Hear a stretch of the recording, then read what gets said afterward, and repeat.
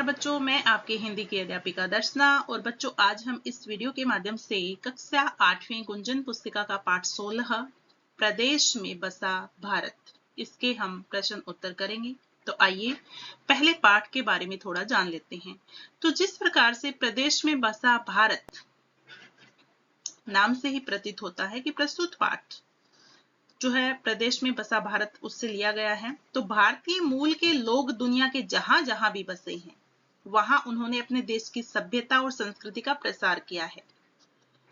अपने उत्सव हैं, अपना धर्म है, भाषा है, परंपरा है, उसको दूसरे प्रदेशों में, दूसरे देशों में भी जीवित रखा है।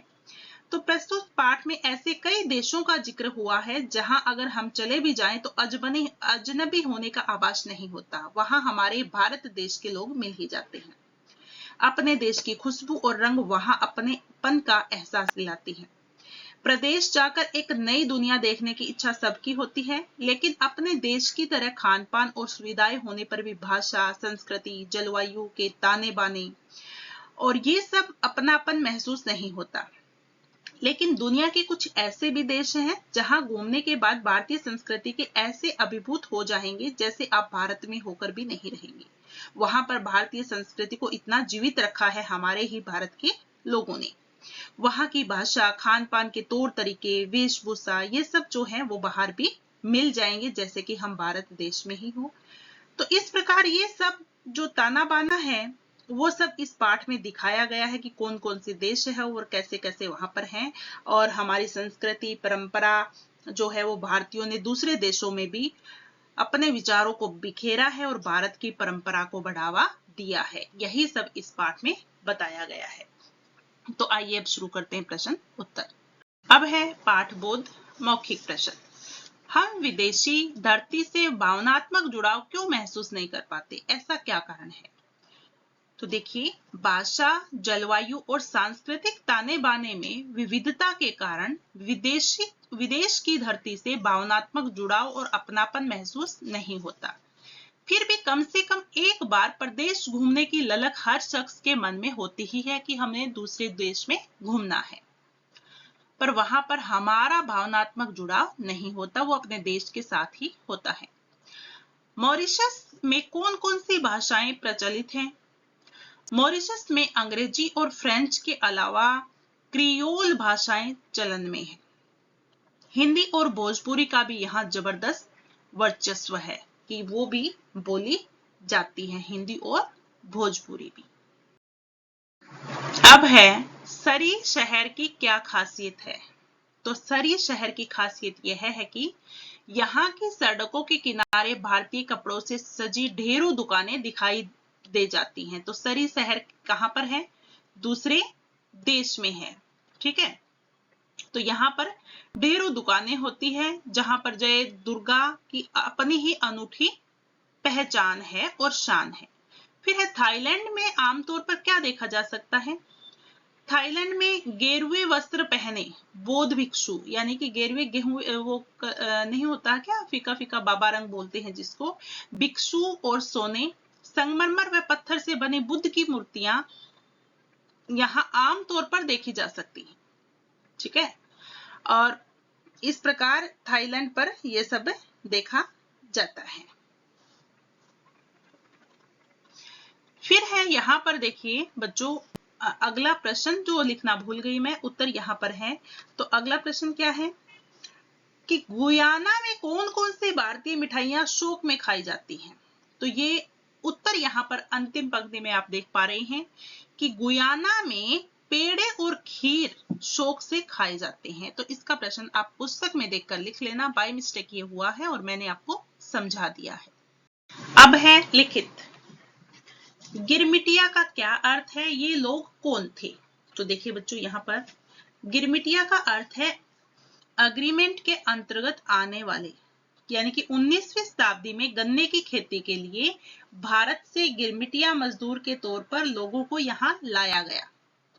शर्तबंद अथवा एग्रीमेंट के अंतर्गत आने के कारण ये शर्तबंदी मजदूर कहलाए कि एग्रीमेंट किया गया कि इतने ही दिन आएंगे और ऐसा करेंगे, ऐसे रहेंगे। अंग्रेजी का तत्सम शब्द है एग्रीमेंट, बिगड़कर गिरमिट हो गया है। और गिरमिट के अनुसार कार्य करने वाले गिरमिटिया बन गए। तो इस प्रकार यहाँ पर गिरमिटिया लिखा गया है कि ये कौन लोग थे। तो ये एग्रीमेंट के तौर पर, शर्तिया तौर पर यहाँ पर आए थे। फिजी में भारतीयों के लिए शिक्षा की क्या व्यवस्था है? तो फिजी में चलने वाले अनेक स्कूलों में भारतीय तौर तरीकों से पढ़ाई की व्यवस्था है। सन 1904 से आर्य समाज यहाँ भारतीयता की लौ जगाने में संलग्न है। आर्य समाज द्वारा संचालित संस्थाएं यहाँ की शैक्षिक गतिविधियों में सक्रिय भूमिका निभा रही हैं।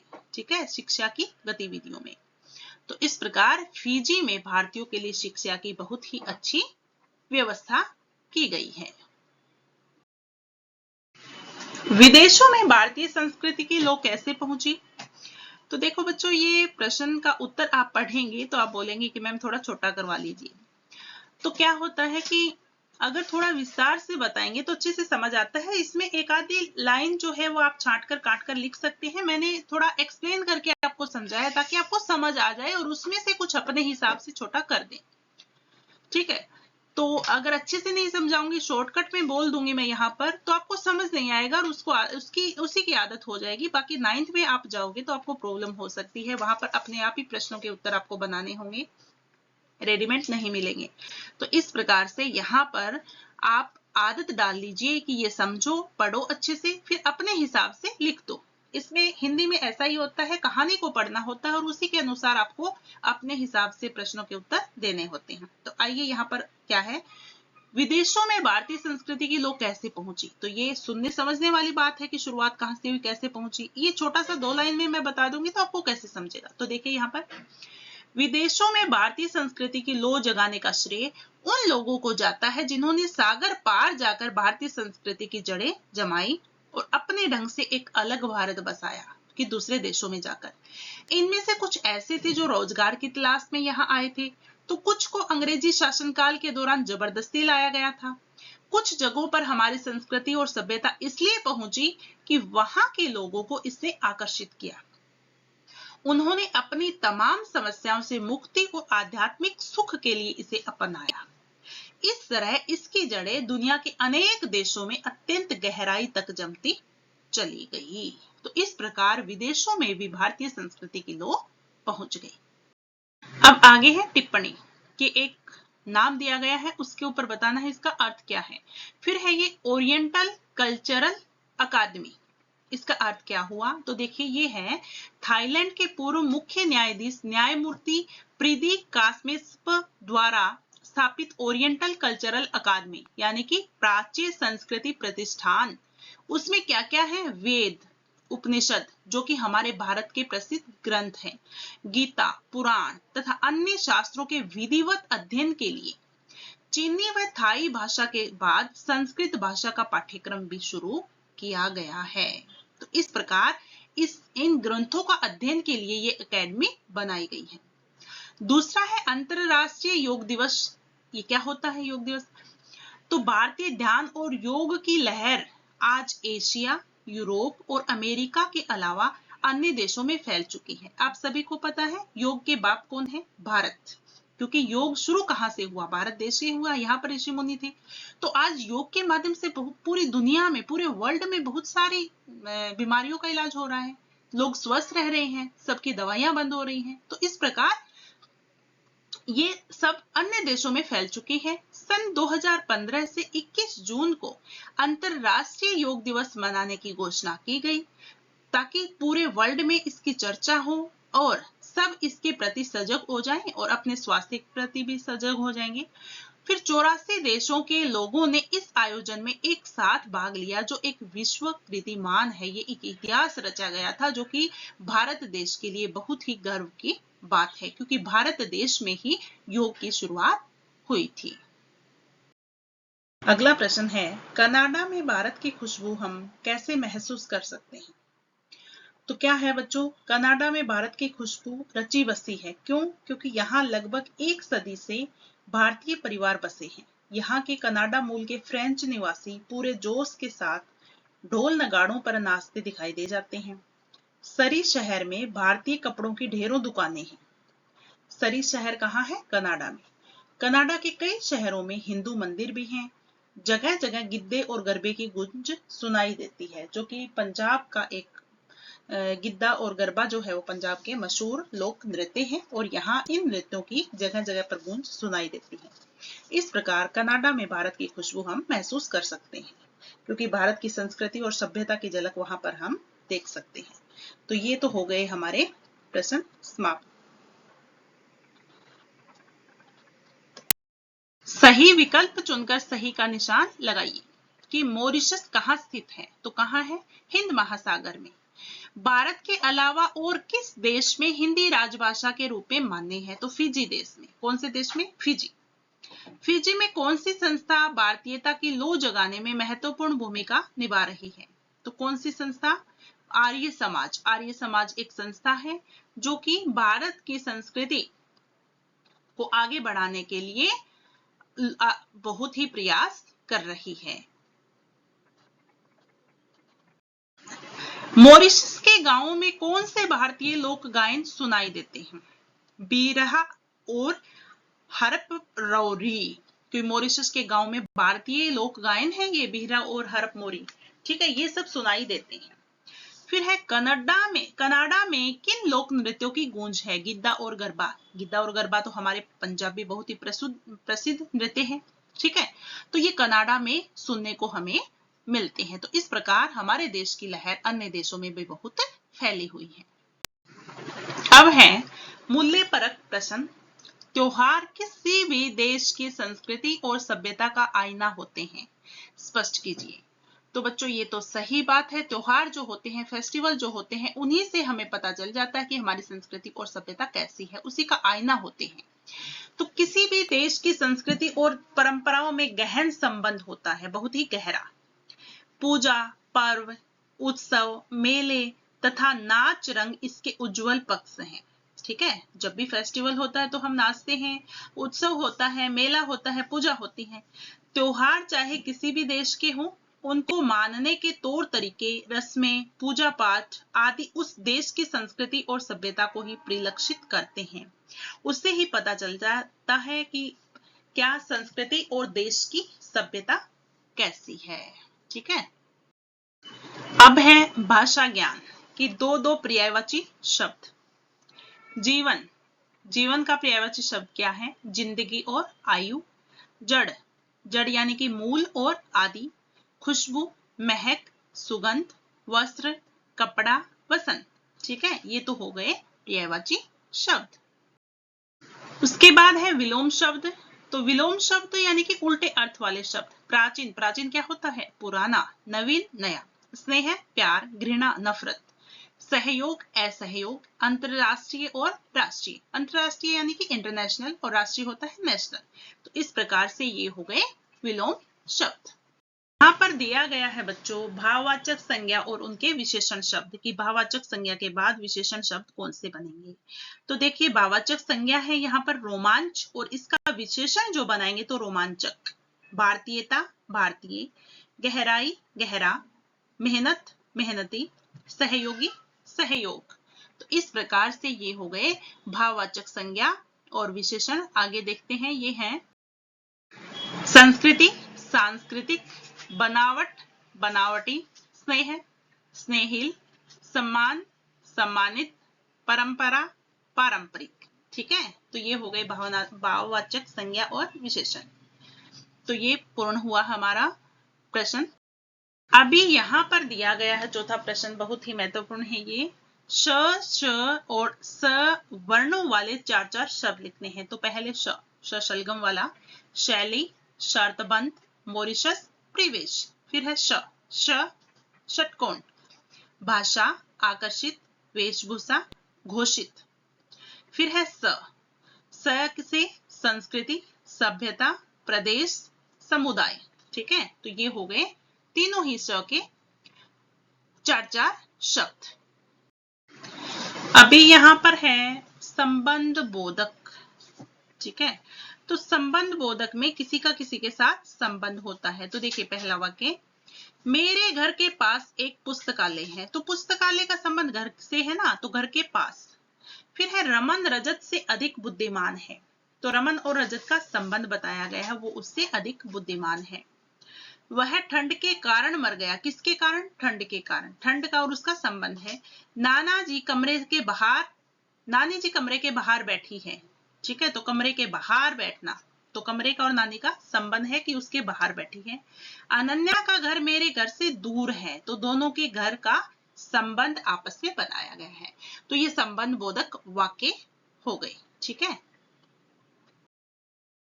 यहाँ पर है वाक्य बदलिए। तो बच्चों आपको वाक्य बदलिए, कौन सा वाक्य कौन सा लिखना है, तो मैंने यहाँ पर करवा दिए हैं। पहला वाक्य देखो साधारण है, यहाँ वे हर पर्व भारत जैसे ही मनाते हैं। उत्तर लिखा है मैंने, आप देख लेना कौन सा वाक्य किसमें बदलना है। फिर है, दिवाली पर वे लोग नए वस्त्र पहनकर पूजा प्रार्थना करते हैं। किसे यह रोमांच नहीं होता कि वह प्रदेश में जाकर नई दुनिया देखे। हमारे घर से बाहर निकलते ही धूप निकल आई। मैंने कहानी की पुस्तक पढ़ी और अपने मित्र को दे दी। ठीक है, तो इस प्रकार से ये वाक्य मैंने करवा दिए। ये है शुद्ध शब्द पर गोला लगाइए। तो बच्चों क्या होता है कि यहाँ पर वर्तनी अशुद्धि का छांटना है आपको। तो वर्तनी यानी कि स्पेलिंग, कौन सी स्पेलिंग सही है, 4 शब्द दिए गए हैं, उन पर गोला लगाना है। तो मैंने जो सही है उसी को यहाँ पर लिखा है। देखिए पहले तो लिखा है आशीर्वाद, वो नहीं चुनना आपको। फिर है आशीर्वाद जो मैंने लिखा है, फिर है आशीर्वाद, तो र जो है व के ऊपर आएगा। उसके बाद इकट्ठा, देखो देखो कैसे लिखा है इकट्ठा, ई क आधा ट और फिर ठा। फिर श्रृंखला, ओके श्रृंखला यहाँ पर है ना, मैंने कोशिश की पर ये टाइपिंग मिस्टेक होता ही है। श्र है, उसके ये पैर में र है, ये नहीं आएगा, नीचे री की मात्रा आएगी, श्रृंखला। ठीक है, वो वैसे लिखा नहीं जा रहा था, तो आपकी पुस्तक में दूसरा जो है वो आएगा श्रृंखला। उसके बाद युधिष्ठिर, युधिष्ठिर पे देख लीजिए, पहला है वो सही है। फिर है चरणामृत, चरणामृत दूसरा जो है वो सही है। तो शुद्ध शब्द पर गोला लगाना है। ये है विषय संवर्धन गतिविधियां। किसी एक विषय पर छात्रों को अनुच्छेद लिखना है। तो यहाँ पर भारतीय संस्कृति की महिमा, कि भारतीय संस्कृति की क्या महिमा है, बहुत ही अच्छा विषय है। इस पर हम कितनी भी पंक्तियां लिखे उतना ही कम है, यानी कि हम अपने देश के बारे में, देश की संस्कृति के बारे में जितना मर्जी लिख सकते हैं, जितना मर्जी गुणगान कर सकते हैं, पर यहाँ पर अनुच्छेद लिखना है तो चंद ही पंक्तियां उसमें लिखनी होती हैं, कि 7 से 8 या 6 से 8 पंक्तियां लिखनी होती है। तो आइए देखते हैं, मैंने करवाया है ये। भारतीय संस्कृति संसार की प्राचीनतम संस्कृतियों में से एक है। सबसे प्राचीन देश हुआ करता था भारत। ठीक है, भारतीय संस्कृति में वसुदेव कुटुंबकम की भावना सर्वत्र दिखाई पड़ती है, कि हम आपस में भाई भाई हैं, हमारा एक ही परिवार है। भारतीय संस्कृति उदार, विशाल, समग्रता पूर्ण व स्थायी है। क्षणिक या सामयिक सुखों की अपेक्षा वह चिरंतन व स्थायी सुखों की ओर प्रेरित रही है। सामाजिक तथा व्यक्तिगत जीवन का आधार भी सत्य, परोपकार व उदारता ही रहे हैं। यहाँ अतिथि सत्कार, अहिंसा, जीवों पर दया, प्रकृति की पूजा जैसे स्थायी जीवन मूल्यों को पूजा जाता है, जो मानव जीवन के सुखों तथा अस्तित्व के आधार शिलाएं हैं। भारतीय संस्कृति के वैचारिक श्रेष्ठता का ही परिणाम है कि यहाँ धर्म, कला, साहित्य, विज्ञान सभी क्षेत्रों में अभूतपूर्व सफलता मिली।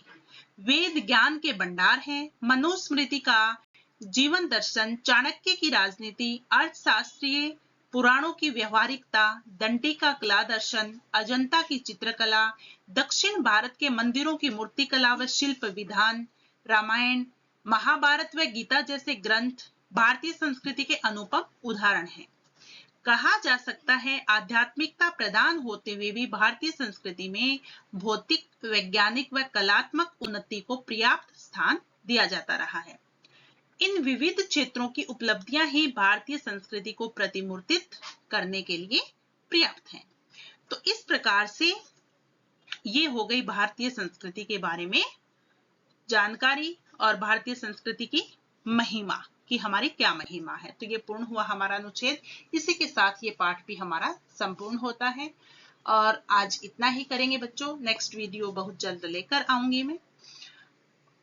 उम्मीद है आपको इस वीडियो से बहुत ही सहायता मिलेगी।